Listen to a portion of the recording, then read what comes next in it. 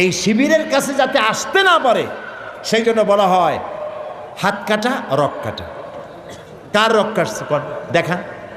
আমি তো চ্যালেঞ্জ করেছি, শিবির কার ছেলের কোন বিশ্ববিদ্যালয় কোথায় কার রক কেটেছে যদি প্রমাণ করতে পারো, শিবিরের পক্ষে একটি কথাও আমি বলবো না।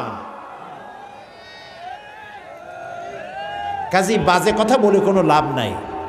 এই সব কথা বলে ইসলামী আন্দোলনকে ঠেকানো যাবে না। ঠেকানো যাবে যাবে না। যতই এই যে 15 দল 20 দল 22 দল একসাথে হচ্ছে না ভাই, বড় বড় এক একটা শূন্য, 0+0+0+0 from Khulna to Dhaka equal to কত?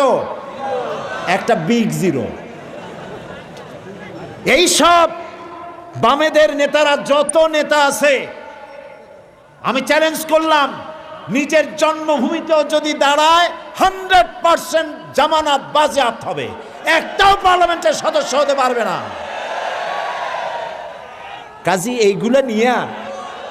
এগুলি নিয়ে দল করিয়া, বড় বড় দল দেখাইয়া ইসলামের বিরুদ্ধে কথা বলিয়া কোনো পার পাওয়া যাবে না ইনশাআল্লাহ। বলেন ইনশাআল্লাহ।